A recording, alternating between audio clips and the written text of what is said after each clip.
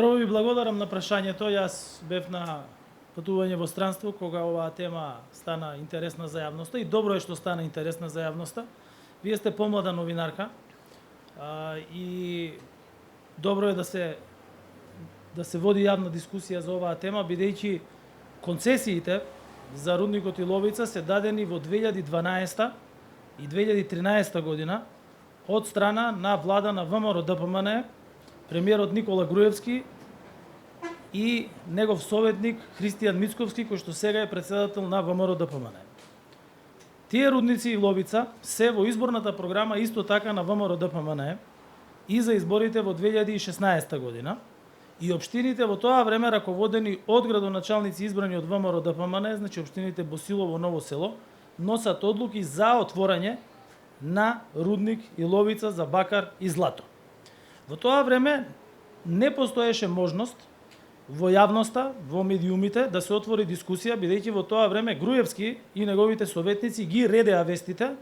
па никој не можеше да праша за било каква тема која што не беше во согласност со програмата на ВМРО ДПМН и со одлуките кои што владата ги носеше.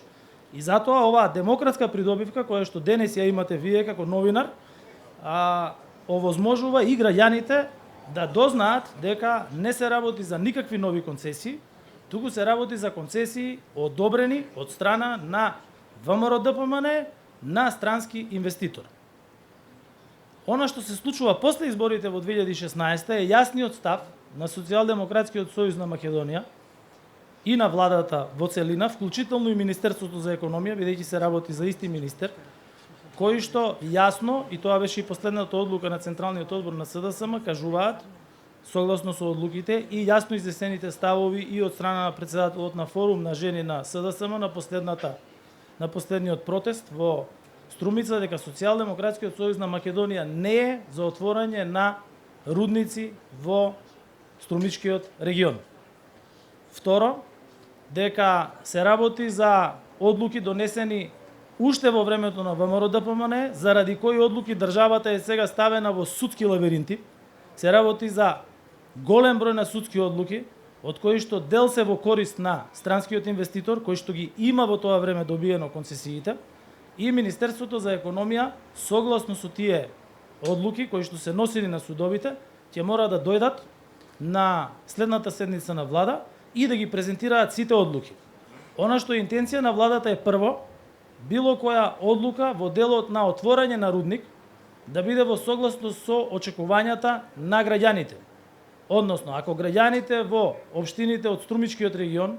односно во југоисточниот плански регион, Струмица, Ново село, Василево, Босилово, се против отворање на рудници, тогаш рудници нема да има. Тоа е различен став од она што го имаше ВМРО ДПМН. И да не заборавиме, кога Социјалдемократскиот сојуз на Македонија беше против отворање нови рудници и кога денес е против отворање нови рудници, ВМРО ДПМН организираше протести. Вие сте помлада, не се сеќавате на тие протести и не смеевте ни да известувате од протестите на телевизија, добро е, се сеќавате, каде што кажуваа дека на тој крај му требало рудници, бидејќи му требало работа. И може да ве повикам само да ги видите пресконференциите кои што ги држеше заменик министерот за економија од редовите на ВМРО ДПМН, кој што сакаше да има рудници. Она што Министерството за економија, не велам министерот за економија, велам Министерството за економија, бидејќи таму постојат струцни служби кои што работат на целата судска постапка која што се води во изминатите години, мора да носат одлуки кои што прво ќе го заштитат интересот на граѓаните и на државата. Кога велам интересот на граѓаните и на државата е да не се дозволи државата по арбитражи да плаќа огромни суми на средства заради раскинатите концесии, кои што Никола Груевски и Христијан Мицковски ги имаат дадено, и кога ќе го видам денес Христијан Мицковски да зборува за против отворање на рудници, па прашајте го кој беше шеф на штаб во изборна единица 4, каде што ги доделија концесиите и кој ги напиша тие рудници во програмата на ВМРО ДПМН. Ако е нешто врв на лицемерие, тогаш овие ставови на ВМРО ДПМН се лицемерие. СДСМ од прв ден бил против тие рудници и СДСМ е и денес против отворање на рудници кои што не ги сакаат граѓаните во нивните места. На следната седница на влада, повторно министерот за економија со сите документи од 2012 година, бидејќи не се работи само за една судска одлука, заедно со неговите стручни служби, ќе ги информира сите министри за понатамошната постапка. Меѓутоа, јасен е ставот и на Министерството за економија, и на Министерството за животна средина, и на председателот на владата дека рудник не може да има ако тоа не го сакаат граѓаните на регионот каде што е дадена таа концесија, односно две концесии. Значи, уште еднаш, концесиите се дадени од страна на ВМРО ДПМНЕ,